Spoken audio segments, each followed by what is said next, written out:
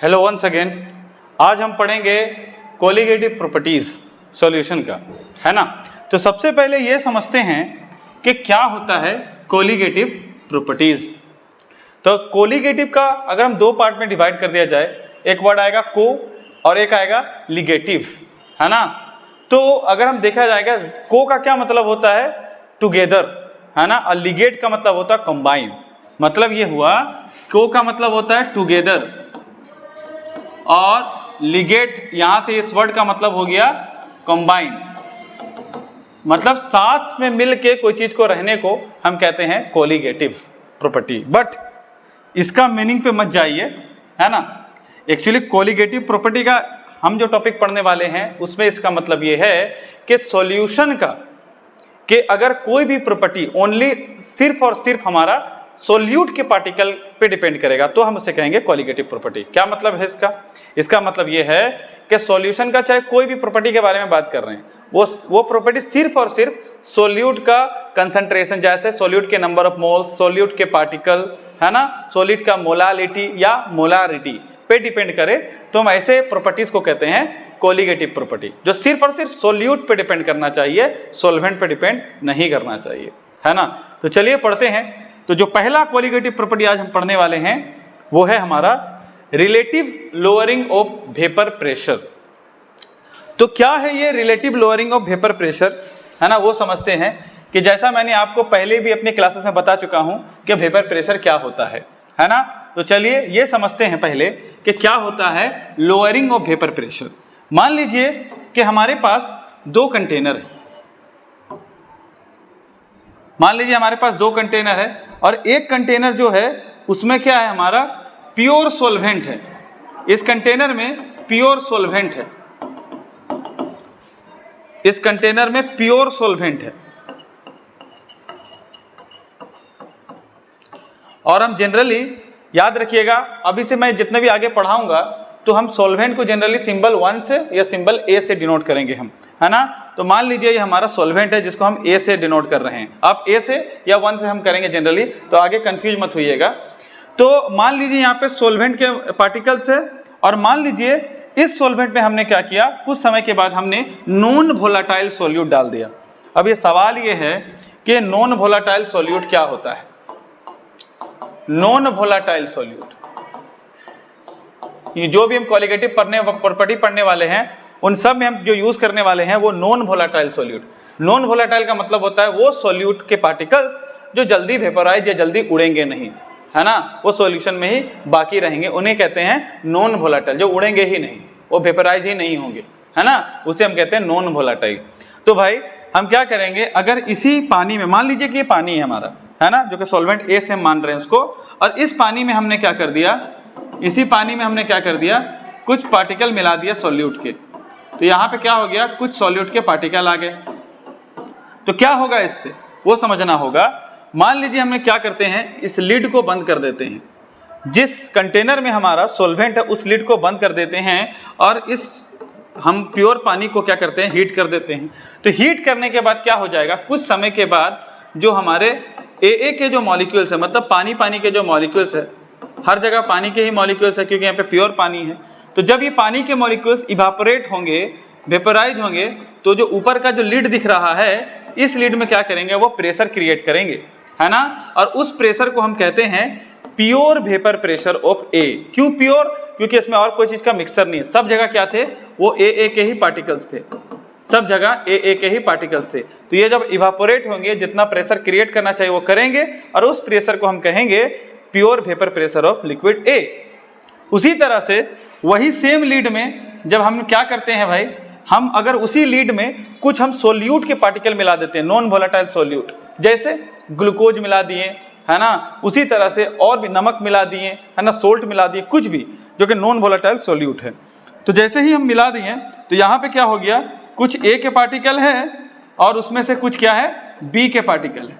मतलब यहाँ पे क्या हुए, कुछ ए के पार्टिकल, बी के पार्टिकल का क्या मतलब है, कुछ हमारा सॉल्वेंट के पार्टिकल रहा और हमारा कुछ सॉल्यूट के पार्टिकल रहा। तो जब ये इसको हम हीट करते हैं, हीट करने के बाद जब ये वेपोराइज होगा तो वेपोराइज होने के बाद हमारा क्या होगा, ए का पार्टिकल है ना प्रेशर क्रिएट करेगा, बट उतना नहीं जितना इनिशियली कर रहा था। वो इसलिए क्योंकि ऊपर में सिर्फ और सिर्फ किसके पार्टिकल थे भाई, हमारा सिर्फ और सिर्फ सोल्वेंट के पार्टिकल थे। तो टोटल सोल्वेंट के पार्टिकल, ऊपर के सोल्वेंट के पार्टिकल बस क्या था, ज्यादा काइनेटिक एनर्जी था, है ना। मैं बता चुका हूं अपने प्रीवियस लेक्चर में, आप देख सकते हैं। तो ऊपर के सोल्वेंट के पार्टिकल में ज्यादा काइनेटिक एनर्जी था, तो इसका मतलब ये ज्यादा वेपोराइज हुए तो ज्यादा प्रेशर क्रिएट किए। बट क्या होता है, जैसे ही नॉन वोलेटाइल सॉल्यूट आ जाता है, अब ये नॉन वोलेटाइल है तो वेपोराइज होगा नहीं, तो बी पर वेपोराइज होगा नहीं, तो ए का जो स्पेस था कुछ वो बी ले लिया है। इसका मतलब जो ए वेपोराइज होगा जितना होना चाहिए उससे थोड़ा सा कम, मतलब जितना प्रेशर पहले क्रिएट कर रहा था प्योर स्टेट में उससे कम क्रिएट करेगा, known as partial vapour pressure of A. और यही वेपर प्रेशर सॉल्यूशन का भी होगा। क्यों सॉल्यूशन का होगा, क्योंकि हमने पढ़ रखा है कि जो राउल्ट्स लॉ है, according to Raoult's law, according to आपका राउल्ट्स लॉ नहीं, हम बात करेंगे Dalton's law. According to Dalton's law हमने क्या पढ़ रखा है कि PT is equal to PA plus PB. एक सॉल्यूशन में टोटल कितना प्रेशर क्रिएट होगा वो डिपेंड करता है total partial pressure of each component पे। जैसा कि आपको पता है ये बी नॉन वोलेटाइल है, तो ये तो प्रेशर क्रिएट करने से रहा, ये प्रेशर क्रिएट नहीं करेगा। इसका मतलब सॉल्यूशन का जो प्रेशर होगा वो कुछ नहीं बल्कि सोल्वेंट का पार्शियल प्रेशर ही होगा। ये याद रखिएगा, न्यूमेरिकल में काम आएगा, है ना। तो मतलब जो सोल्वेंट का जो प्रेशर होगा सॉल्यूशन में वो बल्कि कुछ नहीं एक सॉल्यूशन का ही टोटल प्रेशर है, क्योंकि यहाँ तो सॉल्यूट प्रेशर एक्सर्ट करेंगे ही नहीं, है ना। तो इसका मतलब क्या हुआ, हमने क्या देखा, प्रेशर का कम होता हुआ हमने देखा। मतलब जितना प्रेशर वो कम क्रिएट करना चाहिए था नॉन वोलेटाइल सॉल्यूट को मिलाने से, प्रेशर उतना नहीं बल्कि उससे कम क्रिएट हो रहा है। उसी को कहते हैं लोअरिंग ऑफ वेपर प्रेशर। मतलब वेपर प्रेशर क्या हो जाता है, कम हो जाता है। क्या करने से, अगर हमने इस पे नॉन वोलेटाइल सॉल्यूट मिला दिया तो, है ना। इसी को कहते हैं लोअरिंग ऑफ वेपर प्रेशर, है ना। चलिए इसको मैथमेटिक्स का शक्ल देते हैं, मैथमेटिक्स के हिसाब से इसको समझने का कोशिश करते हैं, है ना। अकॉर्डिंग टू डाल्टन्स लॉ, जो कि टोटल प्रेशर हमने कहा कि टोटल प्रेशर क्या होता है भाई, वो होता है पीए प्लस पीबी। बट जैसा कि आपको पता है यहाँ पे बी प्रेशर क्रिएट नहीं करेगा क्योंकि नॉन वोलेटाइल सॉल्यूट है, तो ये तो जीरो रहा हो गया। तो सॉल्यूशन का जो प्रेशर है वो कुछ नहीं बल्कि हमारा क्या है, पीए है। इसका मतलब तो सॉल्यूशन का जो प्रेशर क्रिएट होगा, अगर इसमें हम राउल्ट्स लॉ लगा दें तो व्हाट इज राउल्ट्स लॉ, जो पार्शियल प्रेशर होगा वो डायरेक्टली प्रोपोर्शनल होगा इसके मोल फ्रैक्शन पे, किसके, सॉल्वेंट के। तो यहाँ पे क्या हो जाएगा हमारा पी नोट ए चाहे ए, क्या लगाने के बाद, यूजिंग राउल्ट्स लॉ। अगर यहाँ पे हम राउल्ट्स लॉ लगा देते हैं तो हमारे पास मिलेगा P A equal to P naught A चाहे, है ना। तो अगर इसको हम फर्दर सोल्व करते हैं तो हमें मिलेगा P A is equal to P naught A. अब यहाँ पे क्या करेंगे, हम सोल्वेंट का मोल फ्रैक्शन को हम बदल देंगे सोल्यूट के मोल फ्रैक्शन पे। हम ऐसा क्यों करेंगे, क्योंकि हम पढ़ रहे हैं कोलिगेटिव प्रॉपर्टी, और कोलिगेटिव प्रॉपर्टी उसे कहते हैं जो सिर्फ और सिर्फ सोल्यूट के कंसंट्रेशन पे डिपेंड करे, सोल्वेंट के कंसंट्रेशन पे डिपेंड ना करे। और यहाँ पे कंसंट्रेशन टर्म जो यूज हो रहा है, यहाँ मोल फ्रैक्शन यूज हो रहा है as a concentration term, but किसका है, सोल्वेंट का। लेकिन हमें किसका चाहिए, सोल्यूट का चाहिए। तो क्या करेंगे, 1 माइनस चाय बी कर देंगे, क्योंकि हमें पता है कि अगर हम चाय क्या होता है, 1 माइनस चाय बी होता है। अगर हम इसे लिखें और फर्दर सोल्व करें, P naught A times 1 is P naught A minus P naught A times चाय बी इज पी नोट ए चाय बी। तो क्या होगा भाई, अगर इसको सोल्व करें, इस फैक्टर को अगर इक्वल का इधर लेके आते हैं तो माइनस से क्या हो जाएगा, ये प्लस हो जाएगा। पी नोट ए चाय बी इज इक्वल टू क्या हो जाएगा, P naught A minus P ए। तो ये क्या है, गौर से समझिए, ये प्योर प्रेशर है, किसका, पानी का, जब कोई मिक्सचर नहीं था। और ये पी ए क्या है, इस सॉल्यूशन का, मतलब पानी का भी है, क्योंकि सॉल्यूशन का जो भी प्रेशर है वो सॉल्वेंट के प्रेशर पे डिपेंड कर रहा है ना। वो प्रेशर थोड़ा कम हो गया है ना। कितना कम होगा, P naught A minus P ए बताएगा कि कितना प्रेशर कम होगा। और इसी को कहते हैं lowering of vapour pressure mathematics के टर्म में। लेकिन ये कोलिगेटिव प्रॉपर्टी नहीं है, वो इसलिए क्योंकि लोअरिंग ऑफ वेपर प्रेशर जो है वो सिर्फ और सिर्फ सोल्यूट के मोल फ्रैक्शन पे नहीं, बल्कि सोल्वेंट का प्योर प्रेशर पे भी डिपेंड कर रहा है। फॉर्मूला को ध्यान दीजिए। इसीलिए हमारा लोअरिंग ऑफ वेपर प्रेशर जो है, जिसे हम कहते हैं लोअरिंग ऑफ वेपर प्रेशर, इस चीज को कहेंगे लोअरिंग ऑफ वेपर प्रेशर। ये हमारा कोलिगेटिव प्रॉपर्टी नहीं है। फिर सवाल है कोलिगेटिव प्रॉपर्टी क्या है? कोलिगेटिव प्रॉपर्टी है रिलेटिव लोअरिंग। ये पूरा समझना होगा। What is relative lowering? मतलब प्रेशर प्योर के रिस्पेक्ट में कितना कम हो रहा है। सिर्फ ये नहीं बात करना है कि प्रेशर कितना कम हो रहा है, मतलब प्योर के रिस्पेक्ट में कितना कम हो रहा है, दैट इज रिलेटिव लोअरिंग। मतलब अगर इसको हम ऐसे लिखते हैं, चाय भी निकालते हैं यहां से, तो हमें चाय भी मिलेगा P naught A minus P A by P naught A. तो ये जो टर्म देख रहे हैं, इसी टर्म को कहते हैं रिलेटिव लोअरिंग। क्या मतलब है कि प्योर जो हमारा लिक्विड था उसके रिस्पेक्ट में कितना प्रेशर जो हमारा क्या हुआ है, कम हुआ है, इसी को कहते हैं रिलेटिव लोअरिंग। और रिलेटिव लोअरिंग किस पे डिपेंड कर रहा है? ध्यान से देखिए, सिर्फ और सिर्फ सोल्यूट के मोल फ्रैक्शन पे डिपेंड कर रहा है, मतलब चाय बी पे डिपेंड कर रहा है। दैट इज व्हाई इसको कहते हैं कोलिगेटिव प्रॉपर्टी। उम्मीद करते हैं आप ये समझ गए होंगे what is relative lowering of vapour pressure. चलिए अब समझते हैं कि क्या होता है भाई determination of molar mass of solute, मतलब कैसे निकालेंगे हम मोलर मास, क्या यूज करके? ये कोलिगेटिव प्रॉपर्टी को यूज करके, क्योंकि एग्जाम पॉइंट ऑफ व्यू से ये थोड़ा हमारा इंपॉर्टेंट है। तो आप कैसे निकाल सकते हैं? सिर्फ हमें मैथमेटिक्स करना होगा। क्या करेंगे हम?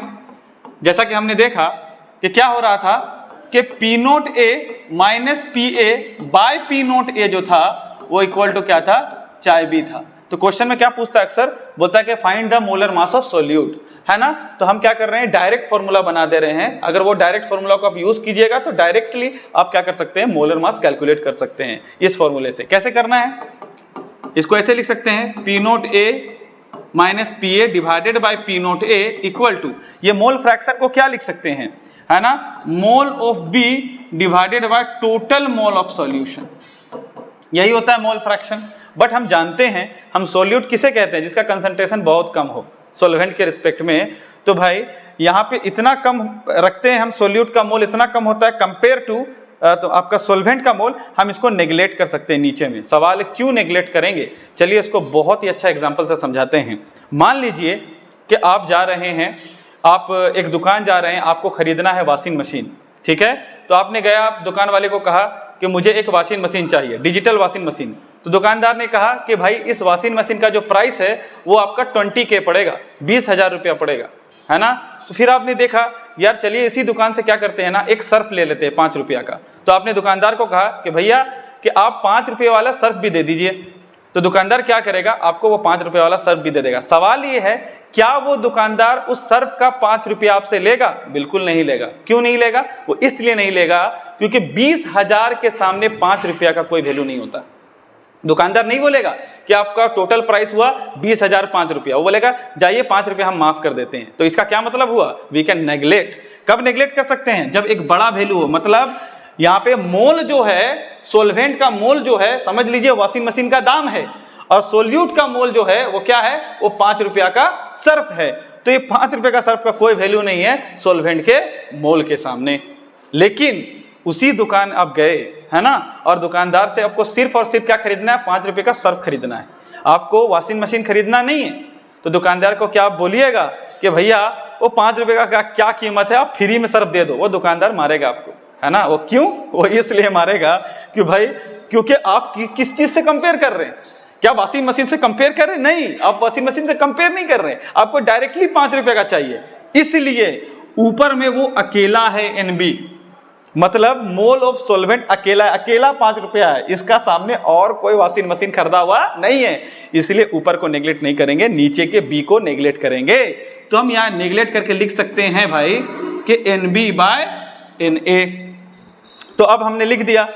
अब क्या कर सकते हैं? इससे हम फॉर्मूला और आगे बना सकते हैं। दैट इक्वल्स क्या हो जाएगा?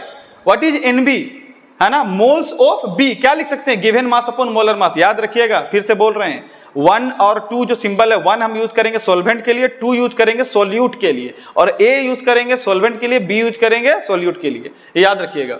तो NB क्या है? गिवन मास बाय मोलर मास। तो हम क्या किए? गिवन मास ऑफ सोल्यूट, आप 2 भी लिख सकते हैं, W2 भी लिख सकते हैं, सोल्यूट को हम 2 से डिनोट भी कर सकते हैं, है ना, given mass of solute bye molar mass of आपका क्या हो जाएगा, सोल्यूट। उसी तरह से अगर इसको निकालिएगा, ये क्या हो जाएगा, नीचे में गिवन मास ऑफ आपका सोल्वेंट डिवाइडेड बाय मोलर मास। जब डिवाइड करिए वो चीज कहां चला जाएगा, टर्म टू ऊपर चला जाएगा, divided by molar mass of सोल्वेंट, है ना। आप ऐसे कर सकते हैं। तो ये हमारा फॉर्मूला हो गया। तो सवाल ये था क्या निकालना था भाई, हमें निकालना था determination of molar mass of solute. तो क्या है सोल्यूट का मोलर मास, क्या माने हैं हम, सोल्यूट का मोलर मास को हम माने हैं B। तो जब B माने हैं तो इससे अगर B निकालेंगे इस रिलेशन को यूज करके, तो we have MB is equal to, we will be getting WB times capital MA divided by, क्या लिख सकते हैं, इस टर्म को पूरा नीचे ले जाएंगे, वो क्या हो जाएगा, P naught A minus PA divided by P naught A into क्या हो जाएगा हमारा WA, है ना। So this is the shortcut formula you can directly apply to find the molar mass of solute using the relative lowering of vapour pressure. उम्मीद करते हैं बात आपको समझ में आया होगा, है ना। तो चलिए इससे एक क्वेश्चन कर लेते हैं, हमारे कॉन्सेप्ट को थोड़े और ये चार चांद लगाने के लिए हमारे कॉन्सेप्ट में, है ना। तो देखिए यहाँ क्या दिया हुआ है, an aqueous solution of 2% non volatile solute exert a pressure of 1.004 bar eight normal boiling point of the solvent, what is the molar mass of the solute. अब यहाँ पे बहुत ध्यान से समझिएगा, ये क्वेश्चन क्या बोल रहा है, what is the molar mass of solute, मतलब हमें मोलर मास ऑफ सोल्यूट निकालना है। क्या, एक एक्वस सॉल्यूशन, एक्वस मतलब एक ऐसा सॉल्यूशन जिसमें पानी सोल्वेंट है ना, वो सॉल्यूशन टू प्रेशर एक्सर्ट कर रहा है ना। An aqueous solution of 2% non volatile solute exert a pressure, तो सॉल्यूशन कितना प्रेशर एक्सर्ट कर रहा है। अब क्या मतलब है सॉल्यूशन एक्सर्ट कर रहा है, हम बोले जब ये सॉल्यूट नॉन वोलेटाइल हो जाए तो सॉल्यूट तो प्रेशर एक्सर्ट करेगा ही नहीं, तो जो सोल्वेंट पार्शियल प्रेशर क्रिएट कर रहा है वही तो सॉल्यूशन का प्रेशर है। इसका मतलब सॉल्यूशन का प्रेशर कुछ नहीं, पार्शियल प्रेशर ऑफ सोल्यूट है। अब भाई यहाँ पे सोल्यूट कितना एक्सर्ट कर रहा है, 1.004 बार एट द, है ना, normal boiling point of the सोल्वेंट। What is the molar mass, molar mass कैसे निकालेंगे। अब ये तो सॉल्यूशन का था, प्योर सोल्वेंट का प्रेशर तो सर दिया नहीं है, एक्चुअली दिया नहीं है, लेकिन आप थोड़ा कॉन्सेप्ट लगाइए। सवाल ये है कि जो हमारा प्योर पानी जो है कितने प्रेशर पे बॉईल होता है, अगर नहीं पता तो वो एटमॉस्फेरिक प्रेशर पे 100 डिग्री सेंटीग्रेड पे जनरली बॉईल होता है। अब एटमॉस्फेरिक प्रेशर कितना होता है, वो होता है 1.013 बार, ये प्रेशर बार में है ना। तो इतना प्रेशर पे हमारा जो पानी है, प्योर पानी क्या करता है भाई, सॉरी प्योर पानी हमारा क्या होता है, इतना ही प्रेशर पे हमारा ये होता है, क्या बोलते हैं उसको, बॉईल होता है। मतलब बॉईल होता है का मतलब उससे फिर क्या करता है, प्रेशर एक्सर्ट करता है प्योर पानी, है ना। खैर, तो ये हमको मिल गया, प्योर पानी का प्रेशर कितना होता है, 1.013 बार। घबराइए मत, इस कॉन्सेप्ट को आगे अच्छे से समझेंगे कि क्या होता है, what is elevation in boiling point में समझ में आएगा कि हम क्या बोल रहे हैं, ये चीज बात आगे अच्छे से समझ में आएगा, है ना। थोड़ा सा आगे का टॉपिक में मिल गया ये क्वेश्चन। खैर, तो PA पता चल गया, P नोट A पता चल गया जो कि प्योर पानी का था। अभी क्या निकालना है भाई, हमें निकालना है molar mass. Directly formula put करेंगे मोलर मास का, जो हम निकाले थे वो क्या फॉर्मूला निकाले थे हम, वो MB equal to WB into MA हमने निकाल रखा है, WB into MA divided by P naught A minus PA divided by P naught A into ये क्या था हमारा WA। आप क्या कीजिए, बस ये फॉर्मूला में पुट कीजिए और आंसर निकालिए, है ना। लेकिन अब प्रॉब्लम क्या है भाई, प्रॉब्लम ये सर गिवन मास कहाँ दे रखा है, सोल्यूट का दे रखा है, क्या दे रखा है, 2% नॉन वोलेटाइल सॉल्यूशन, है ना, 2% नॉन वोलेटाइल सोल्यूट।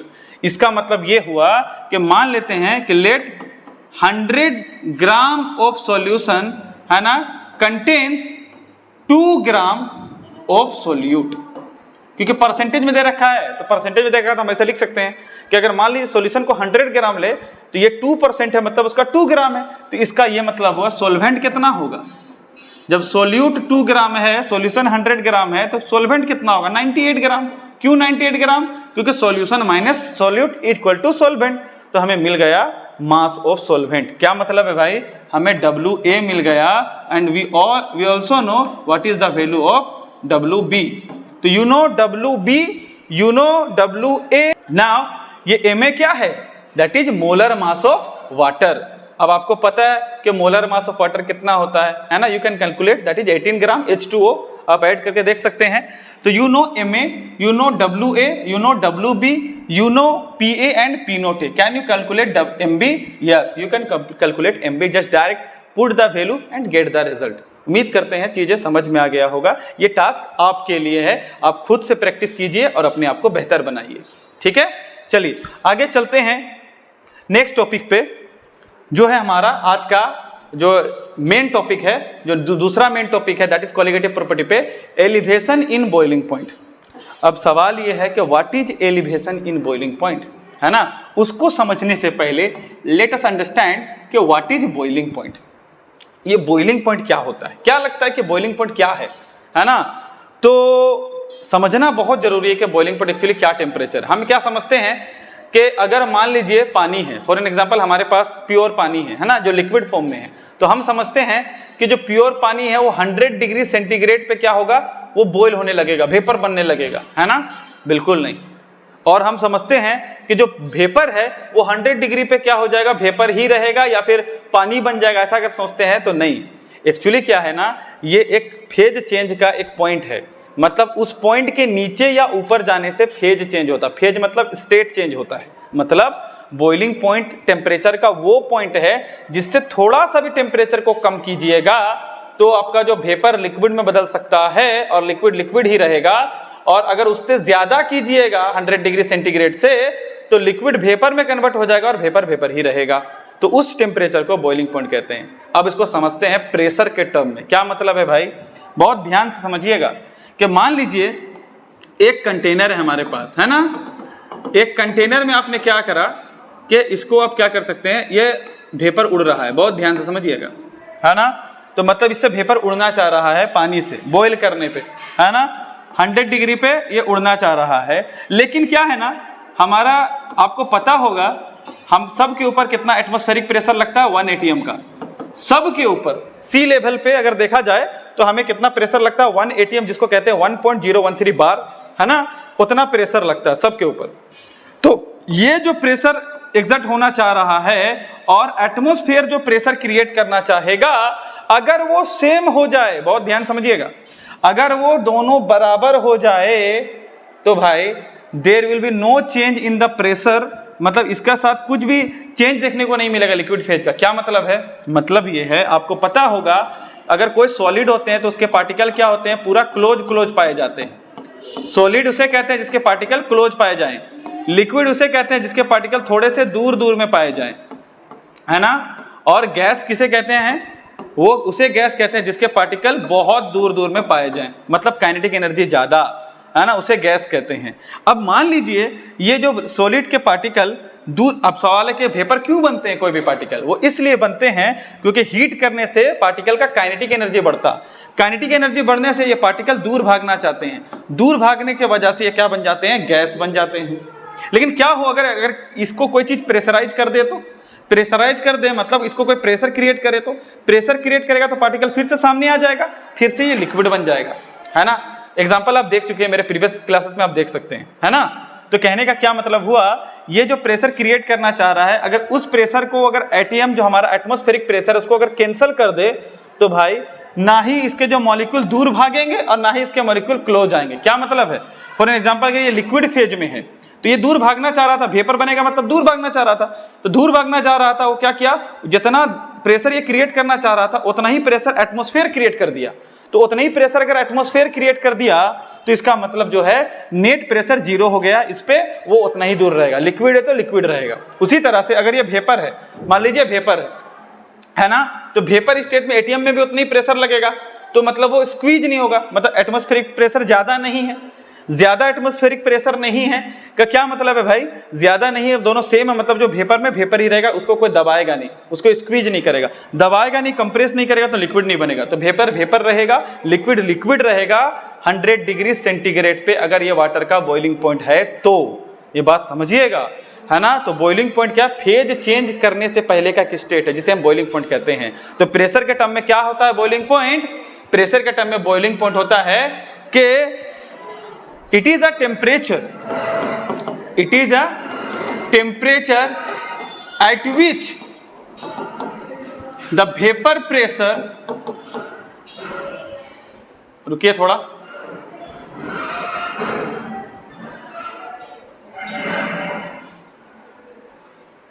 क्या होता है भाई, द वेपर प्रेशर है ना, it is a temperature at which the vapour pressure of liquid is equal to the vapour pressure of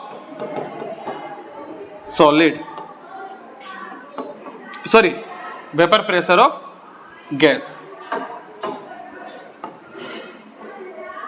मतलब क्या होता है कि ये टेम्परेचर वो टेम्परेचर है जिसमें एक लिक्विड का वेपर प्रेशर उसके गैस स्टेट का मतलब वेपर स्टेट का वेपर प्रेशर से मैच कर जाए, तो उस पॉइंट को हम कहते हैं बॉइलिंग पॉइंट, है ना। लेकिन हमारा टॉपिक क्या है, एलिवेशन इन बॉइलिंग पॉइंट, मतलब बॉइलिंग पॉइंट में बढ़ाव देखने को मिलेगा। मतलब जितना पे कोई चीज अगर बॉयल हो रहा था तो वो चीज क्या होगा भाई, ज्यादा टेम्परेचर पे बॉयल होने लगेगा, है ना।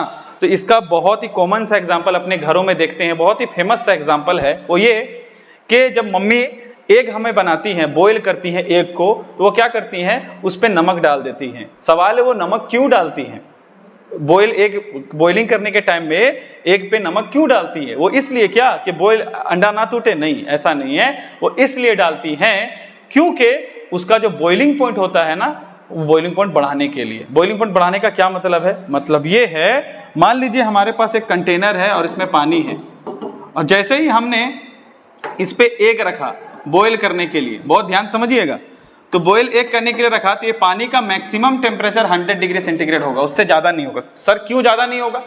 क्योंकि 100 डिग्री से अगर ज्यादा टेम्परेचर करने की कोशिश होगा ही नहीं, वो वेपर बन जाएगा। जैसे आप टेम्परेचर इंक्रीज कीजिएगा वो क्या हो जाएगा, ये हमारा जो पानी है वो वेपर स्टेट में रहेगा। लेकिन अंडा हमारा वेपर स्टेट में रखा हुआ नहीं रहता, वो लिक्विड स्टेट में रहता है। तो लिक्विड स्टेट का जो मैक्सिमम टेम्परेचर आप राइज कर सकते हैं वो आप 100 डिग्री कर सकते हैं, 100 से ऊपर टेम्परेचर आप बढ़ा ही नहीं सकते, है ना। तो ये अंडा 100 पे ही बॉईल होगा। लेकिन मम्मी क्या करती है, नमक डाल देती है। सवाल ये नमक क्यों डालती है? नमक डालने से ऐसा क्या होता है, नमक डालने से क्या होता है, पानी का बॉइलिंग पॉइंट बढ़ जाता है। मतलब ये 100 डिग्री पे बॉईल हो रहा था पानी ना, अभी 100 पे नहीं, मान लेते हैं कि ये 101 पॉइंट समथिंग कुछ पे, मान लीजिए 23 पे बॉईल होगा। ये एग्जैक्ट वैल्यू नहीं बता रहा हूँ, एग्जांपल बता रहा हूँ। मान लीजिए कि ये 101.23 पे बॉईल होगा, मतलब अभी जो अंडा को मैक्सिमम टेम्परेचर मिलेगा वो 100 नहीं, वो कितना मिलेगा, 101.23। इसका मतलब अंडा जल्दी बॉईल होगा, अंडा जल्दी पकेगा, है ना, इसीलिए नमक डाला जाता है। तो क्या पता चला, नमक क्या है, नॉन वोलाटाइल सोल्यूट। तो नॉन वोलाटाइल सोल्यूट को जब लिक्विड में डालते हैं तो जितना पे वो नॉर्मली बॉईल हो रहा था उतना पे नहीं होकर उसका बॉइलिंग पॉइंट क्या करता है, राइज कर जाता है। That is why it is called elevation in boiling point. उम्मीद करते हैं कि आपको समझ में आ गया होगा कि एलिवेशन इन बॉइलिंग पॉइंट क्या होता है। बट चलिए ये समझ लेते हैं कि एलिवेशन इन बॉइलिंग पॉइंट हमारा कोलिगेटिव प्रॉपर्टी कैसे हुआ, मतलब ये सिर्फ और सिर्फ सोल्यूट के मोल पे कैसे डिपेंड करेगा। चलिए थोड़ा सा ग्राफिकली समझ लेते हैं, उसके बाद समझाएंगे। अब ये ग्राफ देख रहे हैं, ध्यान से समझिएगा कि क्या होता है भाई एलिवेशन इन बॉइलिंग पॉइंट। ये जो कोऑर्डिनेट दिख रहा है अलोंग वाई एक्सिस, मान लीजिए ये हमारा वेपर प्रेशर है ना, और ये जो कोऑर्डिनेट दिख रहा है मान लीजिए कोऑर्डिनेट हमारा टेम्परेचर का है ना। मिसाल के तौर पर हमने क्या किया, प्योर सॉल्वेंट लिया, जो कि सॉल्वेंट पानी है, हमने पानी में कुछ भी नहीं मिक्स कर रखा है, मान लीजिए पानी है।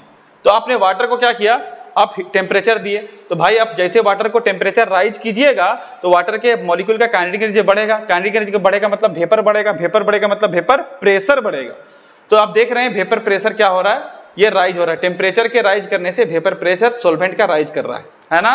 एक पॉइंट है, इस पॉइंट पे क्या होगा, सॉल्वेंट का vapour pressure atmospheric vapour pressure से मैच कर जाएगा। एटमॉस्फेरिक का मतलब 1 atm से, जो हमारा एटमॉस्फेयर हम पे क्रिएट करता है इस पॉइंट पे, है ना, 1 atm है, ये 1 atm से मैच कर जाएगा। तो क्या होगा, ये होगा कि ये फेज चेंज करने से पहले का स्टेट है, मतलब इससे कम प्रेशर पे लिक्विड, इससे ज्यादा प्रेशर पे अगर सॉल्वेंट क्रिएट करे तो वो क्या हो जाएगा, गैस हो जाएगा। तो इस पॉइंट को कहते हैं boiling point, that is normal boiling point of pure solvent. तो ये जो पॉइंट है हमारा वो नॉर्मल बॉइलिंग पॉइंट है, किसका, ये प्योर सॉल्वेंट का।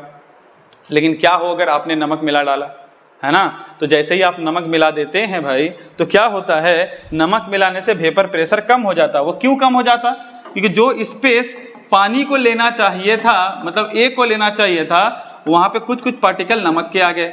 तो नमक तो चूंकि वेपराइज होगा नहीं, तो जो भी वेपराइज होगा वो क्या होगा, पानी वेपराइज होगा। तो जितना वेपराइज होना चाहिए उतना नहीं होगा, क्योंकि बीच में नमक आ गया, है ना। थोड़ा वेपराइज कम होगा, तो मतलब वेपर प्रेशर कम क्रिएट होगा। तो इसका मतलब ये हुआ कि कभी भी हम जब नॉन वोलेटाइल सोल्यूट मिलाते हैं तो उससे जो सॉल्यूशन बनता है सॉल्वेंट से, है ना, तो उसका वेपर प्रेशर देखिए, सॉल्वेंट के वेपर प्रेशर से सोल्यूट क्या दिख रहा है आपका, नीचे दिख रहा है। तो शुरू से इसका वेपर प्रेशर क्या रहेगा, कम रहेगा। तो अगर वेपर प्रेशर कम है और इसे हमको 1 atm तक का पहुंचाना है, तो हमें टेम्परेचर ज्यादा देना पड़ेगा। मतलब जितना टेम्परेचर ये था उससे कुछ ज्यादा टेम्परेचर देना पड़ेगा, तब जाके ये जाके 1 atm से मैच करेगा और तब जाके हमें मिलेगा बॉइलिंग पॉइंट। इसीलिए due to rise in temperature it is called elevation in boiling point. सवाल है कितना एलिवेट करेगा, कितना, तो हम लिखेंगे डेल टीबी। डेल टीबी क्या है ना, एलिवेशन ऑफ बॉइलिंग पॉइंट, मतलब बॉइलिंग पॉइंट में बढ़ जाना। जितना होना चाहिए था उससे बॉइलिंग पॉइंट क्या हो रहा है, ज्यादा हो रहा है। कितना ज्यादा हो रहा है, क्या करेंगे हम, टीबी माइनस टी नोट भी करेंगे। ऐसा क्यों, क्योंकि सॉल्यूशन का जो हमारा बॉइलिंग पॉइंट होगा, मतलब टेम्परेचर ज्यादा बढ़ाना पड़ेगा, प्योर का थोड़ा कम रहेगा, पॉजिटिव आई वैल्यू, इसीलिए टीबी माइनस टी नोट भी करेंगे। तो एक्सपेरिमेंटली ये पाया गया, ये जो आपका एलिवेशन इन बॉइलिंग पॉइंट है वो सिर्फ और सिर्फ सोल्यूट के मोलालिटी पे डिपेंड करता है, मतलब सिर्फ और सिर्फ सोल्यूट के कंसंट्रेशन पे डिपेंड करता है। दैट इज व्हाई ये कोलिगेटिव प्रॉपर्टी है एलिवेशन इन बॉइलिंग पॉइंट, मतलब टेम्परेचर का राइज हो जाना, है ना, ये कोलिगेटिव प्रॉपर्टी। क्यों, क्योंकि सॉलिड का सिर्फ सोल्यूट का प्रॉपर्टी जो कि मोलालिटी पे डिपेंड करता है ना। इसको फर्दर सोल्व करेंगे तो हमारे पास डेल टीबी का जो वैल्यू आएगा, जिसको टीबी माइनस टी नोट भी बोलते हैं, तो वो क्या आएगा, के बी इंटू एम। सवाल है ये के बी क्या है, ये प्रोपोर्शनैलिटी कांस्टेंट है जिसे हम दो नाम से जान सकते हैं, है ना। एक होता है हमारा molal elevation constant, molal elevation constant, या फिर इसको कह सकते हैं इब्लियोस्कोपिक कांस्टेंट, इब्लियोस्कोपिक कांस्टेंट। इसका यूनिट याद रखिएगा, काम का चीज है। इसका यूनिट होता है, ऐसा यूनिट केल्विन केजी पर मोल, है ना। और इसका जो वैल्यू पानी के लिए जो होता है, वाटर के लिए, वो फिक्स है 0.52 केल्विन केजी पर मोल होता है। याद रखिएगा, ये सोल्यूट पे डिपेंड नहीं करता है। केएफ और केबी का जो वैल्यू होता है ना, मतलब हम आगे पढ़ेंगे केएफ के बारे में, मतलब ये जो केबी का वैल्यू है ना, वो सोल्यूट क्या डाला है उससे, मतलब नमक डाला है, ग्लूकोज डाला है, इथिलीन ग्लाइकोल डाला है हमने, उससे कोई फर्क नहीं पड़ता, वो डिपेंड करेगा सोलवेंट पे केबी का वैल्यू। तो इसीलिए पानी के लिए याद रखिएगा 0.52 केल्विन केजी पर मोल होता है, क्योंकि ये न्यूमेरिकल में आपको काम आएगा, है ना। तो यहाँ पे क्या हो गया हमारा, केबी इंटू एम हो गया, ये हमारा फॉर्मूला हो गया। किसका फॉर्मूला हो गया, आपका एलिवेशन इन बॉइलिंग पॉइंट का। और ये कहता है कोलिगेटिव प्रॉपर्टी, वो इसलिए क्योंकि ये सॉल्यूट का मोलालिटी पे डिपेंड करता है। चलिए अब इसको यूज करते हैं क्या फाइंड करने के लिए, मोलर मास। फिर से अगर मान लीजिए सॉल्यूट का मोलर मास निकालना हो इस फॉर्मूले से, तो कैसे निकालेंगे, तो हमारे पास क्या फॉर्मूला है, डेल टीबी इक्वल टू क्या है भाई, हमने अभी देखा, ये हमारा del TB equal to KB into small M. इसको अगर फर्दर सोल्व कर दिया जाए तो क्या मिलेगा हमें, केबी के जगह में क्या लिखेंगे, केबी लिखेंगे, और एम के जगह में लिखेंगे molality. What is molality, mole of solute. आप चाहिएगा तो मोल ऑफ सोल्यूट को बी से डिनोट कीजिए या नंबर 2 से डिनोट कीजिए, आपके ऊपर है ना। बी से लिखिए या 2 से लिखिए, क्योंकि मैं बता रहा हूं मैंने बी या 2 लिया है सोल्यूट के लिए। आप जब क्वेश्चन सोल्व कीजिएगा तो आप प्लीज डिफाइन कर दें कि लिख दीजिएगा कि लेट, है ना, the number 2 is for solute and number 1 is for solvent, या ए और बी करके आप कर लीजिएगा, ताकि एग्जामिनर को चेक करने में मुश्किल ना हो। देखिए मोलालिटी क्या होता है, given mass upon mole, given mass upon क्या होता है, mass of solvent in KG, moles of solute divided by mass of solvent in KG. Mass of solvent को मान लेते हैं हम, यहाँ पे लिखते हैं वो W1 से लिखते हैं, that is mass of solvent in KG. लेकिन क्वेश्चन आपको ग्राम में दिया रहेगा, तो आप क्या कीजिएगा, आप चाहिएगा तो आप उसको किलोग्राम में कन्वर्ट ना करके आप पहले ही फॉर्मूला में 1000 मल्टीप्लाई कर दीजिए, वो ऑलरेडी आप ग्राम में डायरेक्टली वैल्यू पुट कर सकते हैं अगर आप चाहें तो, है ना। तो आप क्या कर सकते हैं भाई, यहाँ से आपको क्या निकालना, मोलर मास। अब सवाल है कैसे निकालेंगे, molar mass of solute Kb। अब इसको मोल को सोल्व करेंगे। मोल ऑफ सॉल्यूट क्या होता है, given mass by molar mass, मतलब given mass of solute divided by molar mass, capital M से लिख रहे हैं, molar mass of solute into 100 into 1000 divided by W1। तो यहाँ से आप क्या निकाल सकते हैं, M2 निकाल सकते हैं, है ना। M2 कैसे निकालेंगे, M2 equal to Kb into W2 into 1000 divided by क्या हो जाएगा, डेल TB इंटू क्या हो जाएगा, W1। तो this is the formula to find the molar mass of solute using the property elevation in boiling point. चलिए एक question करते हैं और उसी के साथ हमारे क्लास को खत्म करते हैं, है ना। समझते हैं कि क्वेश्चन को कैसे किया जाएगा। Boiling point of water of 750 mm Hg is 99.63 degree centigrade. मतलब क्या हुआ कि पानी का जो बॉइलिंग पॉइंट है इतना प्रेशर पे 99.63 डिग्री सेंटीग्रेड है, सी लेवल पे 100 डिग्री सेंटीग्रेड है। अगर इतना प्रेशर किया जाए तो क्या है, 99.63 डिग्री सेंटीग्रेड है पानी का बॉइलिंग पॉइंट। तो बॉइलिंग पॉइंट क्या दे रखा है, वाटर दे रखा है ना। How much sucrose is to be added to 500 gram of water such that it boils at 100.0 degree centigrade. पहले क्या करेंगे, नॉर्मली लिख लेंगे प्योर पानी कितना पे बॉइल हो रहा था, दैट इज T0 B। यहाँ पे B जो यूज किए हैं वो सोल्यूट सॉल्वेंट के लिए नहीं है, बल्कि ये आपका प्योर टेम्परेचर है, और एक तुम्हारा आपका क्या होता है, पार्शियल टेम्परेचर। मतलब प्योर टेम्परेचर होता है और मिक्सिंग के बाद एक टेम्परेचर होता है जिसको हम TB लिखते हैं, है ना, कंफ्यूज मत होइएगा। तो T0 भी कितना दे रखा है हमारे पास, 99.63 डिग्री सेल्सियस। और प्योर प्रेशर कितना दे रखा है, प्योर प्रेशर नहीं, जिस प्रेशर पे हमको ये मिल रहा है, हाँ वही हम कह सकते हैं एक तरह से कि हमारा प्योर प्रेशर, है ना। तो सवाल ये कि हमारे पास कितना प्रेशर दे रखा है, 750 mm Hg। तो बोल रहा है कि कितना सुक्रोज मिलाना होगा, किसमें, 500 ग्राम ऑफ वाटर में, है ना, जिससे इसका बॉइलिंग पॉइंट कितना हो जाए, 100.02 डिग्री सेंटीग्रेड, है ना। तो कितना क्या मिलाना होगा, सुक्रोज, मतलब मोल पूछ रहा है कि कितना मास हमें सुक्रोज मिलाना होगा। तो आप क्या कर सकते हैं, आप सोल्व कर सकते हैं कि कितना सुक्रोज मिलाना होगा 500 ग्राम वाटर में। वाटर का मास दे रखा है, वाटर का मास दे रखा है, दैट इज सोल्वेंट है, तो WA लिख देंगे, वो हमारा हो जाएगा 500 ग्राम। और उसी तरह से वाटर का मोलर मास तो आपको पता है, बट इसका जरूरत नहीं है यहाँ पे। तो आप क्या करेंगे, इन फॉर्मूला को डालिए और आंसर निकालिए। क्या फॉर्मूला है, del TB is equal to क्या है, KB इंटू M। अब बोलिएगा सर यहाँ पे तो KB का वैल्यू नहीं दे रखा है, तो हम बोले कि याद रखिएगा प्लीज, पानी के लिए KB का जो वैल्यू होता है वो 0.52 होता है, जैसा कि मैंने पहले भी बताया आपको। तो 0.52 इंटू M क्या है, M है मोलालिटी। मोलालिटी कैसे निकालेंगे, मोल्स ऑफ सॉल्यूट। अब मोल्स ऑफ सॉल्यूट कैसे निकालेंगे, है ना, गिवन मास बाय मोलर मास। अब सवाल है कि हमें तो पता ही नहीं गिवन मास कितना, वही तो निकालना है। तो हम लिख देते हैं, लेट्स से कि गिवन मास कितना है, WB है, divided by molar mass of B, sucrose, है ना। तो सुक्रोज हमारा ये क्या है भाई, सॉल्यूट है। तो सुक्रोज किसे कहते हैं, हमारा क्या हो जाएगा, C12H22O11। इसको कैलकुलेट कीजिएगा, अब शायद ये 342 ग्राम आएगा, आप कैलकुलेट करके देख लीजिएगा, है ना।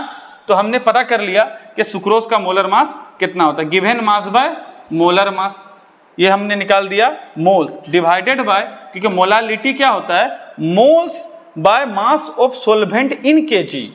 तो चूंकि ये तो मोल्स है, given mass by molar mass, moles of solute divided by mass of सोल्वेंट in kg।